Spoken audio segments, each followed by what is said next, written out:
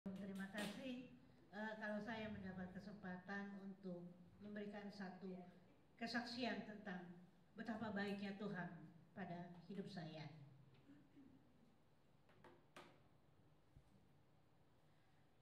Bapak Ibu sekalian, saya ini mengalami sakit yang namanya batu ginjal.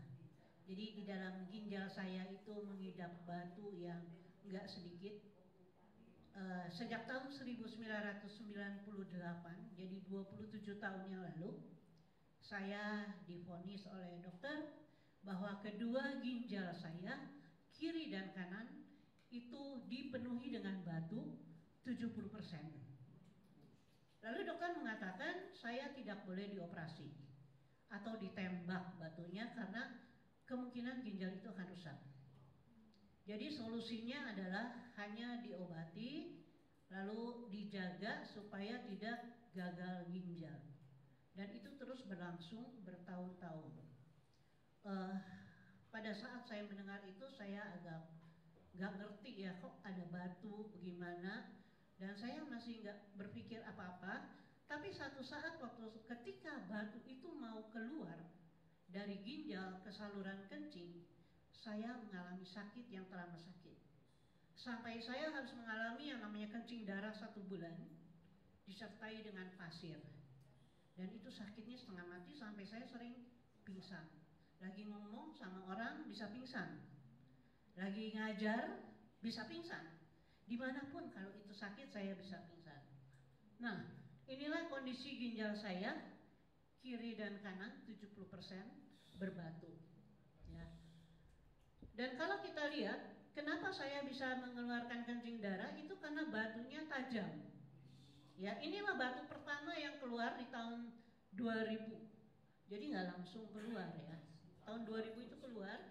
Yang pertama itu mungkin kalau ibu-ibu yang mau melahirkan tahu ya, ketika mau melahirkan sakitnya seperti apa. Nah, ini seperti ini. Mau kencing tapi nggak bisa kencing. Sakitnya nggak ketulungan sampai saya nangis, saya menjerit. Dan akhirnya saya berdoa, Tuhan, saya mau kencing, tolong saya Tuhan. Untuk pertama kali saya minta kencing sama Tuhan. Biasanya mintanya yang enak-enak, kali ini minta kencing. Setelah saya berdoa, lalu keluar batu, pletok gitu ya. Saya ambil, saya cuci, saya simpen, kenang-kenangan. Ya, itu batu pertama saya sebesar kacang tanah. Ya, lalu itu berlangsung nggak sering, kira-kira 6 bulan sekali keluar batu 1. Dan itu saya harus lakukan, saya alami selama 3-4 tahun berturut-turut. Setiap setahun 4 kali saya keluar masuk rumah sakit karena pengobatannya hanya melalui infus. Ya, tajamnya seperti ini batunya ya. Ini kalau saya besar, dan saya kumpulin batunya sampai sekarang nih lah. Ini kayak kacang atom. Ya, saya hitung iseng-iseng 80-an udah. Ya. Koleksi batu. Nah, inilah batu saya. Bapak Ibu sekalian, ketika saya mengalami sakit, saya selalu pasti berdoa, minta kesembuhan sama Tuhan. Tapi Tuhan belum memberikan kesembuhan pada saya. Saya ingat Rasul Paulus. Ketika Rasul Paulus mengatakan kepada Tuhan, Tuhan, cabutlah duri di dalam dagingku. Lalu kata Tuhan, cukup, sudah, kasih karunia yang aku berikan. Lalu aku bilang, Tuhan, saya kan bukan Paulus, tapi saya yakin dan percaya Tuhan punya rencana. Saya nggak tahu apa, tapi rencana Tuhan itu indah bagi saya. Saya hanya mau mengikuti aja apa kehendak Tuhan. Apa yang harus saya lakukan, saya nggak tahu. Bapak Ibu sekalian, nah kesaksian saya kali ini hanya kira-kira di tahun ini, kira-kira bulan April yang kemarin saya mengalami sakit, ginjal saya bengkak yang sebelah kiri.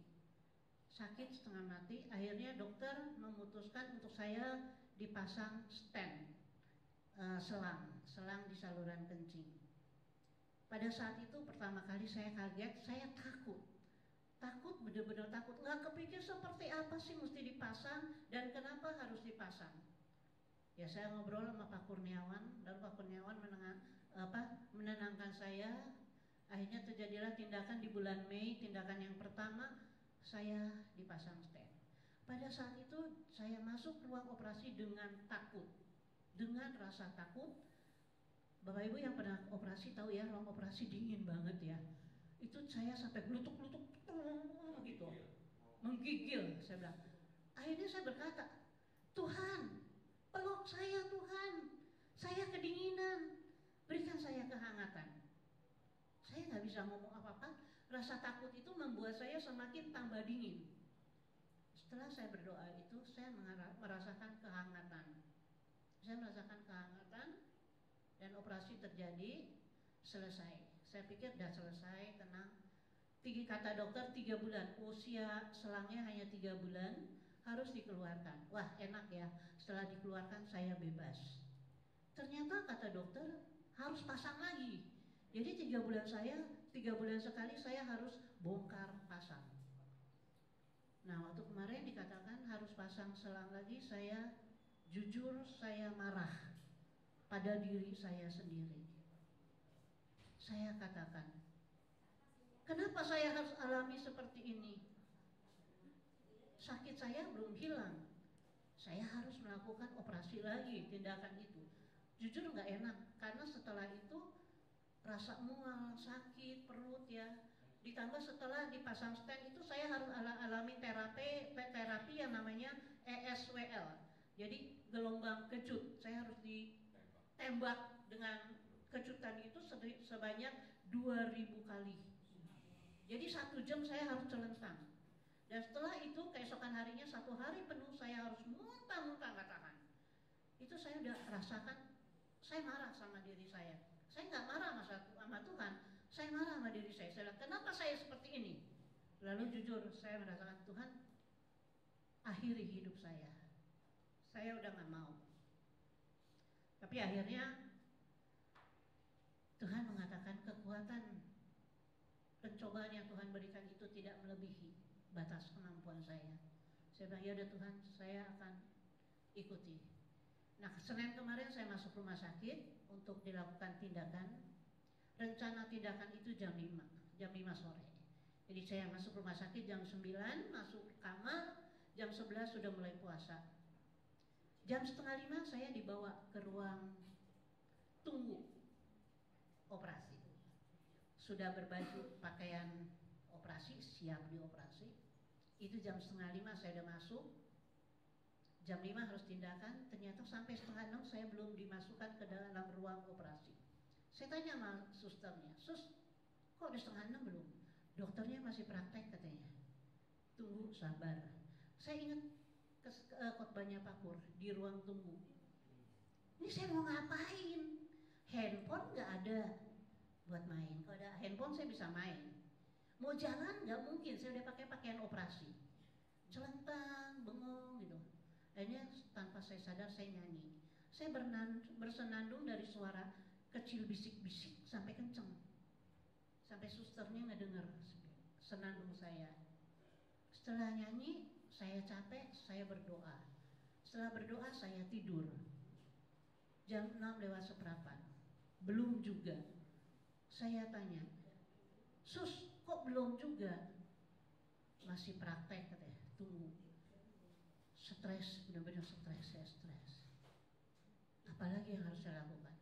Saya ingat-ingat ayat Alkitab, saya ucapkan ayat-ayat Alkitab, terus saya ucapkan. Saya nyanyi, saya doa, saya nyanyi, saya doa.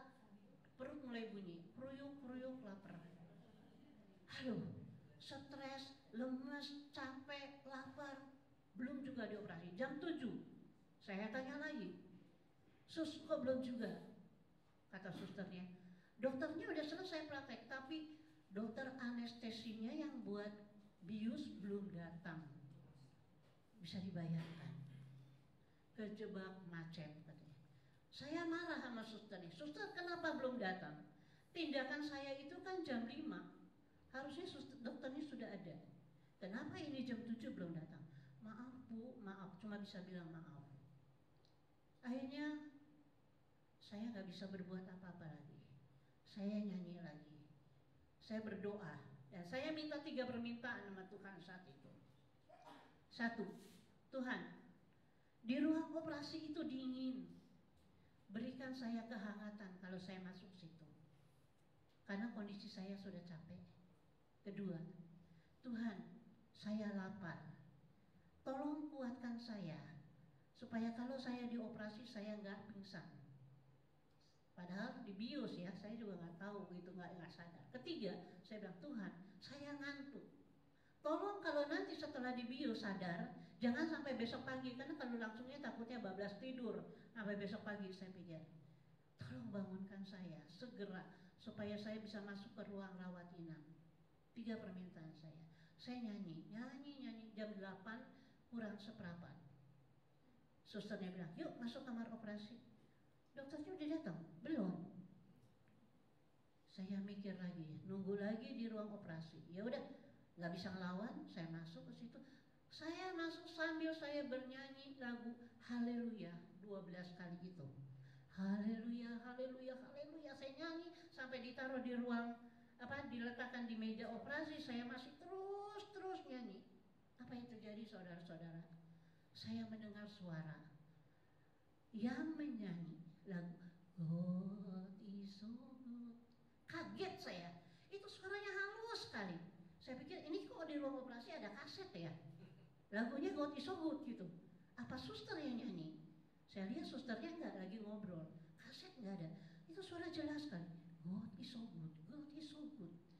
Lalu saya ikuti lagu, haleluya, haleluya, haleluya. Terus saya nyanyi sampai dokternya datang. Jam 8 lewat seperempat, 30 menit saya di ruang operasi. Susternya sampai tanya, Bu, kedinginan nggak? Enggak dingin, itu pada 18 derajat. Saya nggak dingin, saya hangat sekali. Saya merasakan, Tuhan terima kasih, Tuhan sudah menjawab pertanyaan saya. Permintaan saya Tuhan sudah kabulkan. Ya, dan setelah itu saya dibius, saya dilakukan tindakan. Saya sadar masih di ruang operasi. Saya sempat mendengar dokter yang ngomong. Saya langsung begitu sadar saya katakan, Dok, udah selesai? Belum, sebentar lagi. Ya udah, saya tungguin. Tuhan, saya nggak mau merem lagi, saya nggak mau nggak sadar atau ini, saya mau sadar gitu ya. Tuhan tolong saya. Sampai tindakannya selesai, dokternya bilang, ya sudah selesai. Saya dibawa keluar, terus saya bilang, Suster, saya mau masuk ke ruang rawat inap langsung. Karena saya pikir suami saya nungguin, katanya udah pulang dia. Udah gak ada orang di luar sana, udah kelamaan. Jam 9 malam saya baru masuk sana. Dan saya udah gak bisa makan, udah terlalu malam. Tapi saya gak lapar. Jadi apa yang saya minta sama Tuhan, Tuhan berikan. Saya gak lapar, saya gak kedinginan, dan saya sadarnya gak kelamaan. Itu kesaksian saya.